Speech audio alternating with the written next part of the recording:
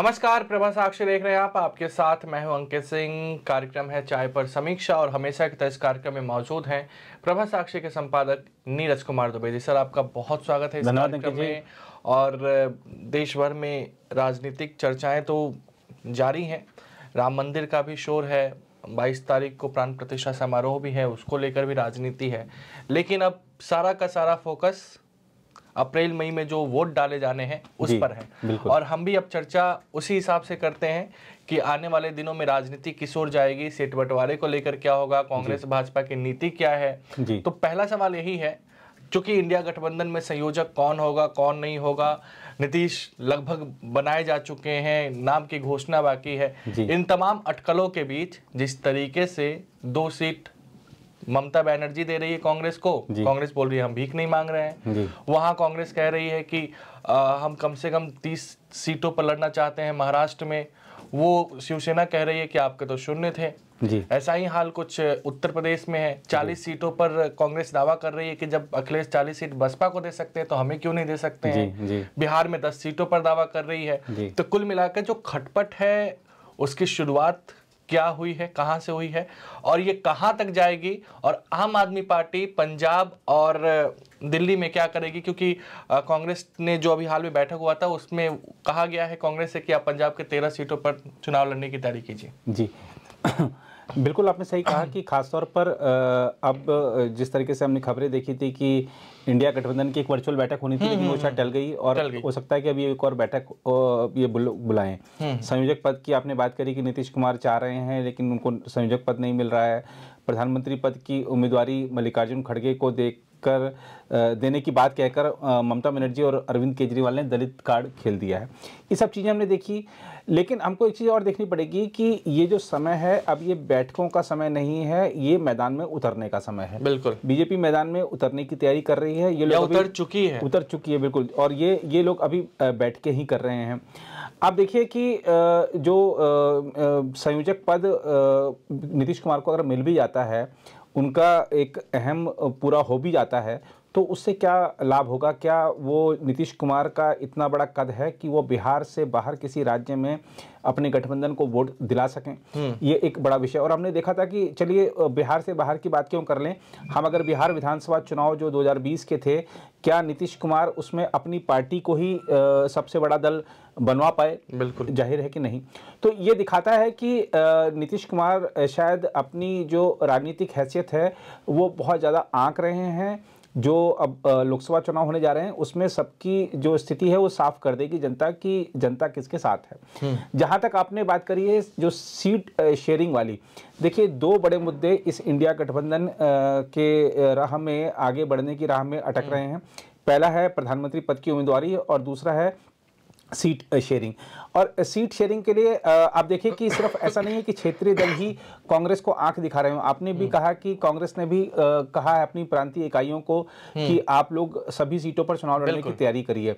तो सभी सीटों पर चुनाव लड़ने की तैयारी सभी को करनी पड़ेगी, क्योंकि अगर अंत समय तक समझौता नहीं हो पाता है तो एकदम से सारी चीज़ें नहीं मैनेज होती हैं, इसलिए तैयारी करके रखनी पड़ेगी। अगर समझौता हो जाता है तो लोग मैदान में उतरेंगे। लेकिन हमको ध्यान रखना चाहिए कि शुरू में इन लोगों ने क्या कहा था कि जो 400 सीटों पर हम या 400 से ज़्यादा सीटों पर हम एक कैंडिडेट उतारेंगे, वो फॉर्मूला तो कांग्रेस ये मान के चल रही है कि उसे 255 सीट पे लड़ना ही है। तो ये 255 सीट सीधे उसका भाजपा से टक्कर है। जी, तो 255 सीट आपने पहले ही अपने लिए अगर रख ली है तो फिर बाकियों को क्या मिलेगा। और जो महाराष्ट्र की अगर हम बात कर लें तो सबसे बड़ा पेंच तो महाराष्ट्र में फंसना है, क्योंकि महाराष्ट्र में शिवसेना यूबीटी जितनी सीटें मांग रही है, हाँ, तो उतना कतई कांग्रेस देने वाली नहीं है। और कांग्रेस के जो स्थानीय नेता हैं उनके जिस तरह के बयान सामने आ रहे हैं वो दिखा रहे हैं कि सहमति बनेगी नहीं। शरद पवार वहां पहले से ही हैं। तो और ऐसे ही पश्चिम बंगाल में आप देख लीजिए कि अधीर रंजन चौधरी ने तो वहां पर जब ईडी की टीम पर हमला हुआ पश्चिम बंगाल में, तो उन्होंने राष्ट्रपति शासन की मांग कर दी है। और वहीं वो कह रहे हैं कि ममता बनर्जी जो हैं वो बीजेपी के एजेंट की तरह काम कर रही हैं। तो जब आप देखिए कि ये दिल्ली में तो फोटो खिंचा रहे हैं कि हम साथ साथ हैं, लेकिन अगर आप राज्यों में जाएंगे तो हर राज्य में ये लोग लड़ रहे हैं। पंजाब में आम आदमी पार्टी जो है और कांग्रेस आपस में लड़ रही हैं। आप वहाँ के चाहे वो नवजोत सिंह सिद्धू हो या जो वहाँ प्रदेश कांग्रेस अध्यक्ष हों या जो वहाँ पर विपक्ष के नेता हैं, उन सबके बयान देखेंगे तो वो सीधा लगता ही नहीं है कि वो इन दोनों पार्टियों का गठबंधन हो सकता है। दिल्ली में संदीप दीक्षित कांग्रेस के बड़े नेता हैं, पूर्व सांसद हैं, वो कह रहे हैं कि दिल्ली में जो सत्तारूढ़ पार्टी है वो सिर्फ जेलों में मिलती है। तो ये इस तरीके के बयान दिखाते हैं कि ये जनता, इसको बेवकूफ़ नहीं समझना चाहिए। जनता देख रही है कि आपके दिल मिल नहीं रहे हैं, आप सिर्फ हाथ मिला रहे हैं हमारे वोट लेने के लिए। तो आप अभी एक दूसरे को छल रहे हैं, अब फिर चुनाव के दौरान आप हमारे को छल लेंगे, उसके बाद आप देश को छलेंगे। तो ये जो गठबंधन राजनीति का युग है, मुझे लगता है वैसे भी 10 साल पहले इस देश से जा चुका है। आप देखिए कि यहाँ पर अगर आप पिछले 10 सालों में जितने भी चुनाव हुए हैं अगर आप देखेंगे तो केंद्र में तो स्पष्ट बहुमत की सरकार बनी है, राज्यों में भी स्पष्ट बहुमत की सरकार बनी है। राज्यों में अगर गठबंधन सत्ता में आया भी है तो वो चुनाव पूर्व गठबंधन सत्ता में आया है। बाद में किसी को सरकार बनाने के लिए जोड़-तोड़ करनी पड़ी हो ऐसा तो नहीं। उसका उदाहरण हमने देखा है, जोड़-तोड़ हुआ, महाराष्ट्र में हुआ, सरकार चली गई जी, कर्नाटक में हुआ था, सरकार चली गई जी। तो ये जो चीजें हैं, लेकिन वो जनादेश जनता का नहीं था। जनता ने बिल्कुल जो जनादेश दिया था कि उस समय महाराष्ट्र की आपने बात करी कि आपने जनादेश दिया कि बात का जोड़ तोड़ जी, बात का जोड़ तोड़ था, तो वो उससे नुकसान उन दलों को ही हुआ। आप देखिए कि शिवसेना जो पूर्व की शिवसेना थी वो आज कहाँ है, जो पूर्व की एनसीपी थी वो कहाँ है, और कांग्रेस के भी तमाम बड़े नेता पार्टी छोड़ गए हैं। और मुझे तो अभी ये एक पहले नहीं कहना चाहिए, लेकिन बीजेपी ने जो एक चुनाव एक समिति बना दी है जो ये देखेगी कि कौन से जो नेता हैं अब हम बीजेपी में आएंगे तो उनको लेना है या नहीं लेना है। उसके बारे में हमारे सूत्रों का कहना है कि बड़े बड़े नेता सभी दलों के आने वाले हैं। तो क्या ये जो विपक्षी गठबंधन इंडिया के जो नेता जो वहाँ पर फोटो खिंचा रहे हैं यही रह जाएंगे वहाँ पर फोटो खिंचाते, इनके जो सहयोगी हैं वो सारे के सारे उधर चले जाएंगे? अब मुझे लगता है कि राम मंदिर वाला जो प्राण प्रतिष्ठा समारोह है या उसके बाद 26 जनवरी है, तो 26 जनवरी के बाद से जो राजनीतिक गतिविधियां तेज होंगी, और ख़ास तौर पर जब ये अभी बजट सेशन होगा, पार्लियामेंट का बजट सेशन में एक उसकी झलक दिखेगी कि सरकार जनता को कुछ राहत और देती है क्या। हालांकि ये अंतरिम बजट होगा, पूर्ण बजट जो नई सरकार बनेगी वो लेकर आएगी, तो ये इस अंतरिम बजट से भी झलक मिलेगी। और उसके बाद फरवरी के पहले सप्ताह में ही शायद चुनाव आयोग का विभिन्न राज्यों का दौरा करने का कार्यक्रम है चुनाव तैयारियों को लेकर। तो उसके बाद गतिविधियाँ तेज होंगी, जो दल बदल है वो तेज होगा, इस तरीके की चीज़ें चलेंगी। लेकिन एक चीज़ स्पष्ट है कि विपक्षी गठबंधन इंडिया ने शुरुआत में एक जो सभी एक तरह से बहुत सारे नेता एक साथ आकर जिन्होंने धमाका किया था कि हम एक गठबंधन राजनीति को एक नई दिशा दे सकते हैं, वो उस धमाके से शायद वो खुद ही दहल गए हैं और वो बिखरा बिखरा सा गठबंधन नज़र आ रहा है। इसका भविष्य कोई बहुत ज़्यादा उज्जवल दिखता नहीं। और आप देखिएगा कि चुनावों की घोषणा होने तक ये जो जितने नेता वहाँ पर दिखते हैं 3-4 बैठकों में अब तक दिखे हैं, उनमें से भी कोई एक आध छिटक सकता है, या हो सकता है कि ये इस गठबंधन में सिर्फ कांग्रेस ही रह जाए।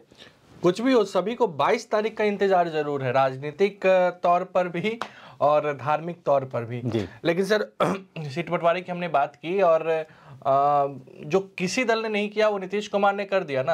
अरुणाचल प्रदेश में जहां भाजपा कांग्रेस का सीधा लड़ाई होता है, वहां पर नीतीश कुमार ने इंडिया गठबंधन कुछ भी कहे, बातचीत हो ना हो, उन्होंने अपना उम्मीदवार घोषित कर दिया। जी। तो कहीं ना कहीं कई बार थोड़ा सा हाथ डाल के देखा भी जाता है कि वो गहराई कितनी है जल की, कुछ बात बन पा रहा है कि नहीं बन पा रहा है। क्योंकि बात तो फिर वही होगी ना, कन्वीनर पे अगर बात बनती है तो फिर होगी कि आप पीएम पद ही बना दीजिए। जी। तो कई सारी चीजें हैं। लेकिन सर वही अगर भाजपा की हम बात करें तो कई सारे नेताओं की बड़ी फहरिस्त है, चाहे आप खुद भाजपा अध्यक्ष जेपी नड्डा को ले लीजिए, मनसुख मांडविया, अश्विनी वैष्णव, भूपेंद्र यादव, धर्मेंद्र प्रधान, पुरुषोत्तम रूपाला, इसके अलावा सुधांशु त्रिवेदी, राकेश सिन्हा, तमाम बड़े नाम हैं जो आपको टीवी पे भी दिखाई देते हैं, पार्टी के संगठन में भी दिखाई देते हैं, मंत्रालयों में भी दिखाई देते हैं। ये सभी को लेकर क्या प्लान है भाजपा का? और दूसरी तरफ सुनने में कांग्रेस के लिए आ रहा है कि कांग्रेस अपने जो ग्रैंड ओल्ड वाले लोग हैं उनको लोकसभा चुनाव में उतारने की तैयारी कर रही है कि अशोक गहलोत, टीएस सिंहदेव आप भी चुनाव लड़िए, लेकिन ये इनकार कर रहे हैं। इनमें वो आत्मविश्वास नहीं आ रहा है कि मुझे लड़ना चाहिए नहीं लड़ना चाहिए। जी, देखिए, जो बीजेपी की रणनीति है कि शायद बहुत जल्दी, और मुझे लगता है कि शायद मकर संक्रांति तक, या हो सकता है कि उससे पहले भी इनकी पहली सूची आ सकती है। वो पहली सूची ये है जो कि शायद 160 या 169 ऐसी सीटें हैं मध्य प्रदेश टाइप, हाँ, जिसमें कि इनका प्रदर्शन बहुत अच्छा नहीं रहा था, दूसरे तीसरे चौथे नंबर पे रहे थे या बुरी तरह पिछड़ गए थे। ऐसी सीटों पर जो उम्मीदवार हैं अभी घोषित हो जाएंगे। उन सीटों पर बहुत सारे समीकरणों को देखते हुए उम्मीदवार तय किए जा चुके हैं और जो मुझे लगता है कि बहुत शीघ्र ही हमारे सामने बीजेपी की पहली सूची होगी और बीजेपी पहली सूची जारी करके मनोवैज्ञानिक बढ़त भी अन्य दलों पर हासिल करना चाहती है। आपने बात करी बहुत सारे नेताओं की कि इनको चुनाव लड़ने के लिए कहा जा सकता है, तो देखिए बीजेपी की जो रणनीति है वो यही है कि उम्मीदवार ऐसे भारी भरकम उतारे जाएं जिनके सामने पर्चा भरने वाले उम्मीदवार को पहले दिन से हार का डर सताए। एक ये मनोवैज्ञानिक बढ़त बीजेपी लेती है और दूसरा क्या है कि बीजेपी अध्यक्ष जेपी नड्डा का भी माना जा रहा है कि उनको भी लोकसभा चुनाव लड़ाया जाएगा जी, और वो वहाँ पर रोड शो भी कर रहे हैं। और आप देखिए कि जब गृह मंत्री अमित शाह बीजेपी अध्यक्ष थे तो उन्होंने भी अपना पहला चुनाव बीजेपी अध्यक्ष पद पर रहते हुए 2019 का गांधीनगर से लड़ा था, तो जेपी नड्डा भी अपना पहला लोकसभा चुनाव लड़ सकते हैं। हिमाचल प्रदेश से उनका गृह राज्य भी है। दूसरा, हिमाचल प्रदेश से अगर जेपी नड्डा लड़ते हैं तो हमने देखा कि अभी वहाँ पर कांग्रेस की सरकार है, तो अगर जेपी नड्डा लड़ेंगे तो एक बड़ा नाम रहेगा। अनुराग ठाकुर वैसे ही वहाँ पर हैं, उनको भी हमीरपुर में अच्छा खासा प्रभाव है, तो और बाकी सीटों पर भी अच्छा प्रभाव पड़ेगा अगर ये दोनों बड़े नेता वहाँ से फिर से लड़ते हैं चुनाव। अब अगर हम बात करें, आपने जो और नाम गिनाए इसमें कोई दो राय नहीं कि बीजेपी ने राज्यसभा के बहुत सारे उम्मीदवारों को चुनाव लड़ने के लिए कहा है। इसमें 2-3 श्रेणियां हैं। पहली वो है जिन्होंने खुद से कहा है कि हम लोकसभा चुनाव लड़ना चाहते हैं। दूसरा, जिनका कार्यकाल हाल ही में खत्म हुआ है या शीघ्र खत्म होने वाला है, उनको भी कहा गया है कि आप लोकसभा चुनाव लड़िए। दूसरा, बीजेपी ने खासतौर पर जो बीजेपी शासित राज्य हैं वहाँ पर जो बहुत सारे 2-3 टर्म या 4 टर्म रह चुके हैं सांसद राज्यसभा से, उनको बोला गया है कि आप चुनाव लड़िए। और वहाँ पर बीजेपी नए चेहरों को मौका देना चाहती है राज्यसभा में, ताकि राज्यसभा का भी चेहरा बदले। और दूसरा क्या है कि बीजेपी रिस्क इसलिए नहीं ले रही है कि बीजेपी को रिस्क बहुत कम है, क्योंकि जो उसके शासित प्रदेश हैं वहाँ पर अगर मान लीजिए कि अगर पीयूष गोयल महाराष्ट्र से राज्यसभा छोड़ते हैं और लोकसभा चुनाव लड़ते हैं तो वहाँ पर बीजेपी का दूसरा उम्मीदवार आसानी से चुनकर आ जाएगा। बिल्कुल। महाराष्ट्र से अगर सिंधिया, माफ कीजिएगा, मध्य प्रदेश से अगर सिंधिया राज्यसभा छोड़कर लोकसभा चुनाव लड़ते हैं तो वहाँ पर बीजेपी का आसानी से उम्मीदवार चुन लिया जाएगा राज्यसभा, तो उनको राज्यसभा में सीटों का नुकसान नहीं होगा और उनका चेहरे भी बदल गए राज्यसभा में, और वो जो बहुत 3-4 टर्म जिनको हो गए राज्यसभा में वो लोग लोकसभा पहुंच गए। और बड़ा नाम अगर किसी संसदीय सीट पर रहेगा तो उसके चुनाव जीतने की संभावना ज़्यादा रहेगी। तो ऐसे बहुत सारी श्रेणियां बनाई गई हैं और बहुत सारे केंद्रीय मंत्री, जैसे पीयूष गोयल का आपने नाम लिया, मनसुख मांडविया का नाम है, पुरुषोत्तम रूपाला का नाम है, मध्य प्रदेश से सिंधिया का नाम है, ऐसे कई सारे नाम हैं। और यहाँ तक कि अश्विनी वैष्णव का है, धर्मेंद्र प्रधान जी, और बीजेपी के राष्ट्रीय प्रवक्ता डॉक्टर सुधांशु त्रिवेदी का भी नाम है। तो ऐसे दिनेश शर्मा का, ऐसे बहुत सारे नाम हैं जिनको कि बोला गया कि आप लोकसभा चुनाव की तैयारी करिए। मुझे लगता है कि वैसे भी जब चुनाव का समय होता है तो अटकलें भी बहुत सारी चलती हैं। क्या ये जो नाम चर्चा में चल रहे हैं ये लोकसभा चुनाव लड़ेंगे या नहीं लड़ेंगे, तो बीजेपी उम्मीदवार की लिस्ट आने पर ही पता चलेगा। लेकिन बीजेपी ने अपनी चुनावी रणनीति तय कर ली है और अब रणनीति तय करने के लिए या क्या बोलते हैं आगे कैसे अभियान चलाना है, इसको तय करने के लिए कोई बैठक नहीं होने वाली है। सिर्फ उस अभियान की समीक्षा, उस अभियान को और कैसे व्यापक रूप देना है, इस मुद्दे पर चर्चा होनी है। अब आपको बता दें कि दिसंबर के अंत में बीजेपी ने राष्ट्रीय पदाधिकारियों की बैठक करके सारा चीज़ें तय कर ली थी कि किस राज्य में किस रणनीति पर आगे बढ़ना है। अब सिर्फ उसको अमल पे लाने का वाला काम चल रहा है। और अभी इससे साल की शुरुआत में विभिन्न राज्यों के जो पार्टी पदाधिकारी हैं, कुछ राज्यों के मुख्यमंत्रियों को भी दिल्ली बुलाया गया था। बीजेपी अध्यक्ष नड्डा जी ने और गृह मंत्री अमित शाह ने बैठक ली थी, उसमें भी बहुत सारे विषयों को उनको बताया गया है। तो एक तरफ हम देख रहे हैं कि बैठकों का आयोजन होना है अभी, विपक्ष में, दूसरी तरफ बैठकें पूरी हो चुकी हैं, कार्य योजना बन चुकी है, उसको मूर्त रूप देना है। तो निश्चित रूप से अगर तैयारियों की बात करें तो बीजेपी बहुत आगे है और प्रधानमंत्री नरेंद्र मोदी के लगातार दौरे भी अब शुरू हो जाएंगे। उन्होंने शुरू कर दिया है, दक्षिण में शुरू हो गए और ये अब ये सघन दौरे होंगे। और इसके अलावा बीजेपी ने एक और योजना बनाई है जिसके तहत प्रधानमंत्री पार्टी के जो राज्य कार्यालय होते हैं, राज्य में पार्टी के जो मुख्यालय होते हैं, वहां पर जाकर पार्टी के पदाधिकारियों से मुलाकात करेंगे, उनको राजस्थान से शुरुआत हो चुकी है, राजस्थान से शुरुआत कर दी है उन्होंने। और जो ऐसे राज्य हैं जहां पर कि बीजेपी का 2014 में या 2019 में 100% परफॉर्मेंस रहा है, चाहे आप राजस्थान की बात कर लें, दिल्ली की बात कर लें, गुजरात की बात कर लें, हिमाचल प्रदेश की बात कर लें, ऐसे कई सारे राज्य हैं जहां पर कि बीजेपी ने लोकसभा की सभी सीटें जीती हैं। तो उन सीटों पर पहले तय किया गया है कि प्रधानमंत्री वहां जाकर पार्टी के राज्य कार्यालय में जाएंगे, पदाधिकारियों से मिलेंगे, उनको बताएंगे कि आगे क्या करना है और कैसे आगे बढ़ना है, ये सब चीज़ें वहाँ तय होंगी। उसके बाद जो ऐसी सीटें हैं जहाँ पर ऐसे राज्य हैं जहाँ पर बीजेपी मानकर चल रही है कि हमको 50% से ज़्यादा वोट मिल सकता है, वहाँ पर दूसरे चरण में प्रधानमंत्री को ले जाया जाएगा कि प्रधानमंत्री वहाँ के पार्टी पदाधिकारियों के साथ संवाद करें। तो ये संवाद का, संपर्क का जो सिलसिला है अब निरंतर चलने वाला है, क्योंकि चुनाव बहुत करीब हैं।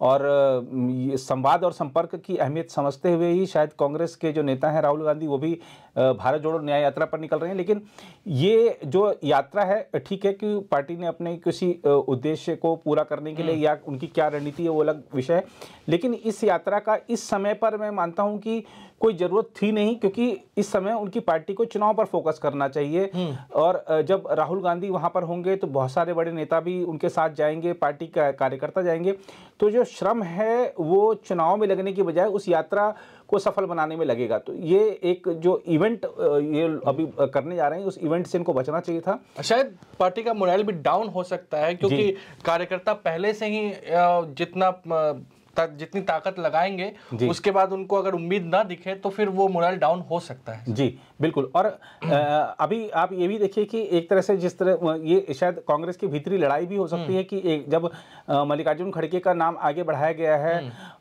तो राहुल गांधी क्या अपने आप को बड़ा सिद्ध करने के लिए ही एक बार यात्रा पर निकल रहे हैं कि नहीं, मेरी लोकप्रियता ज़्यादा है, मुझे ज़्यादा लोग पसंद करते हैं, मेरी ज़्यादा फॉलोअरशिप है, तो कुछ भी हो सकता है। लेकिन ये तो चलिए बीजेपी की अपनी तैयारी है, कांग्रेस की अपनी तैयारी है, लेकिन एक चीज़ जो सोशल मीडिया पर चल रही है, मुझे लगता है कि उससे हम लोगों को बचना चाहिए। ऐसे बहुत सारे लोग हैं जो तमाम तरह की अफवाहें फैला रहे हैं ईवीएम्स को लेकर। देखिए, जो भारत का जो निर्वाचन आयोग है वो जो हमारा ये जो संवैधानिक संस्थान है, इसकी पूरी दुनिया में प्रतिष्ठा है, पूरी दुनिया में साख है। संयुक्त राष्ट्र विभिन्न देशों में हमारे निर्वाचन आयोग के प्रतिनिधिमंडल को भेजता है पर्यवेक्षक बना के, क्योंकि उसकी हमारी एक साख है। हमारा जो चुनाव आयोग है सिर्फ एक बहुत बड़ी चुनावी मशीनरी ही नहीं बल्कि अत्याधुनिक भी है। आधुनिकता के साथ उसने अपने आप को आज के परिवेश में उसने अपने आप को के हिसाब से ढाला है। और हमारी जो ईवीएम है, जो हमारी जो वीवीपैट्स हैं, उसको लेकर जो लोग सवाल उठाते हैं उनको सुप्रीम कोर्ट के निर्णय पर भी देखना चाहिए कि सुप्रीम कोर्ट ने भी कभी जब भी कोई गया है तो जो निर्णय आया है वो यही आया है कि कहीं कोई गलत काम नहीं हुआ है। अगर वीवीपैट में अगर कोई ये पर्ची निकल रही है तो वो वही है जो आपने वोट डाला है, ऐसे। और जो हमारा चुनाव आयोग है बार बार लोगों को ये कह चुका है कि आप आइए, इसमें धांधली सिद्ध करके दिखाइए, इससे छेड़छाड़ की जा सकती है, सिद्ध करके दिखाइए। कोई इस चैलेंज को स्वीकार नहीं कर पाया है। कोई सिर्फ सोशल मीडिया पर आप ये दावा कर दें कि ईवीएम को हैक किया जा सकता है, ये गलत चीज़ है, भ्रम मत फैलाइए। और जो लोग कहते हैं कि अमेरिका में तो ईवीएम का इस्तेमाल नहीं होता है, ब्रिटेन में ईवीएम का इस्तेमाल नहीं होता, वो तो विकसित देश हैं, वो नहीं कर रहे हैं तो हम क्यों कर रहे हैं? तो वो लोग तो यूपीआई भी इस्तेमाल नहीं कर रहे हैं, है ना, हम तो कर रहे हैं। तो आप फिर वो ये जो हम आगे बढ़ रहे हैं और वो नहीं बढ़ रहे हैं, तो उससे हमको क्या? बिल्कुल। और ये भी देखना चाहिए कि अमेरिका और इंग्लैंड जैसे देशों में 70,000 लोग एक प्रतिनिधि को चुनते हैं, एक संसद को चुनते हैं, जबकि भारत में 15 लाख से ऊपर ऊपर लोग एक सांसद को चुनते हैं। तो अंतर कितना है? अगर वो कागजों के जरिए हो तब तो दिक्कत ही होगा। जी, और मुझे ध्यान है जब हम बहुत छोटे होते थे उस समय जब ये मतपत्रों से मतदान कराया जाता था, तब उस समय 2-3 दिन 4 दिन एक सीटों पर रिजल्ट आने पर निकल जाते थे। हम वो टीवी पर मूवी दिखाई जाती थी, बीच बीच में थोड़ा देर में वो आपको जो लेटेस्ट क्या सिचुएशन वो बताई जाती थी।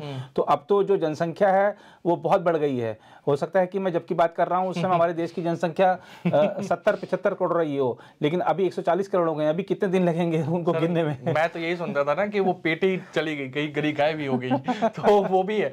लेकिन खैर, जो अफवाह फैला रहे हैं सर ने जैसा कि बोला कि सतर्क रहने की जरूरत है। और हाँ, अगर कांग्रेस जैसी पार्टी अगर ईवीएम का विरोध कर रही है तो इतनी आसानी से सिर्फ सोशल मीडिया पर विरोध नहीं करना चाहिए। तेलंगाना में आप बोलिए कि हम सरकार नहीं चलाएंगे जी, और जितनी पार्टियां विरोध कर रही हैं वो सबकी सब ईवीएम के जरिए ही सत्ता में आई हैं। बिल्कुल। आम आदमी पार्टी की दिल्ली में सरकार है, पंजाब में सरकार है, तृणमूल कांग्रेस की पश्चिम बंगाल में सरकार है, और ऐसे ही एनसीपी भी उसी के बलबूते इतनी बड़ी संख्या में उसके विधायक आए थे।